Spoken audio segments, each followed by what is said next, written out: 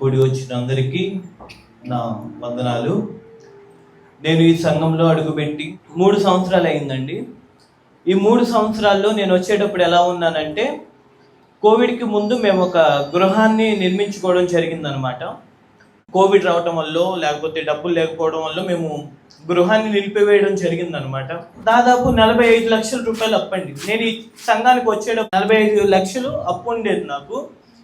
నెలకు వచ్చేసరికి తిన్నా తినకపోయినా అక్షరాల 45,000 నెలకు వడ్డీ కట్టాల్సి వచ్చేది. నేను కానీ మా మమ్మీ కానీ ఆ 45,000 మేము తిన్నా తినకపోయినా ఎక్కడికి వెళ్ళినా వెళ్ళకపోయినా 45,000 అయితే నెలకు వచ్చేసరికి ఈ నెల అలా పోతే ఇలా వచ్చేస్తుంది.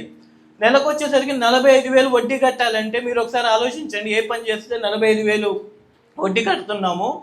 సో అక్కడ నుంచి అప్పు తీసుకొచ్చి ఇక్కడ నుంచి అప్పు తీసుకొచ్చి వాళ్ళకిచ్చి వీళ్ళకి చాలా వడ్డీలతోనే జరిగిపోతున్న నా జీవితం. నా పోస్ట్ గ్రాడ్యుయేషన్ అయిపోయింది. నేను ఎంసీఏ చేశాను 2022లో. సో నేనేమనుకున్నానంటే జాబ్ వచ్చేసింది కదా, ఏదో రకంగా తీర్చేయచ్చు, లోన్ అయితే తీసుకోవచ్చు కదా అని చెప్పేసి అలా ఆలోచించాను. కానీ నాకు జాబ్ కూడా రాలేదు. సో కాలేజ్ ప్లేస్మెంట్లో కూడా నేను సెలెక్ట్ అవ్వలేదు ఆ టైంలో.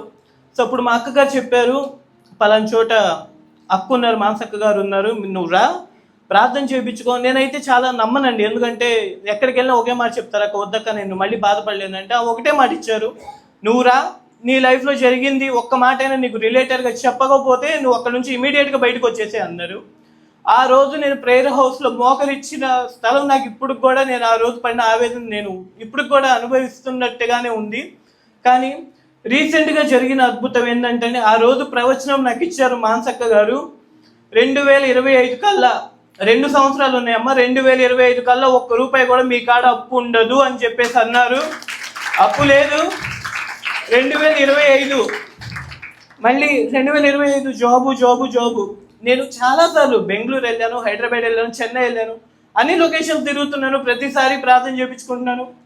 అక్క కానీ అప్ప కానీ నన్ను చాలా సపోర్ట్ చేశారండి. లేదు వచ్చింది, నువ్వు ప్రయత్నించమ్మా, ఇంకా బాగా ప్రయత్నించమ్మా, దేవుళ్ళో ఉండు. దేవుళ్ళో చాలాసార్లు నేను దారి తప్పిపోయిన త్రోవ తప్పిపోయిన రోజులు ఉన్నాయండి. అయిపోతుంది 2025 అయిపోతుంది. దాదాపు ఆగస్టులోకి వచ్చేసాం. ఇంకేమైంది 3 నెలలు, ఇంకా నా వాగ్దానం ఏడ, నా జాబ్ ఏడ అని చెప్పేసి అన్నాను. మీరు నమ్ముతారో నమ్మరో, నేను హైదరాబాద్ 15 సార్లు వెళ్ళాను, చెన్నై 3 సార్లు వెళ్ళాను, బెంగళూరు 4 సార్లు వెళ్ళాను ఉద్యోగం ఇంటర్వ్యూ మీద, ఎక్కడికి అవ్వలేదండి. అలానే దేవుడి దయ వల్ల గుంటూరులోనే ఏ సిటీకి వెళ్ళకుండా, ఏ మెట్రో స్టేషన్స్కి వెళ్ళకుండా నాకు గుంటూరులోనే సాఫ్ట్వేర్ ఉద్యోగం వచ్చిందండి. మా ఆత్మీయ తల్లిదండ్రులు గారు ఎంతగానో నన్ను టీచ్ చేస్తూ ఉంటారు.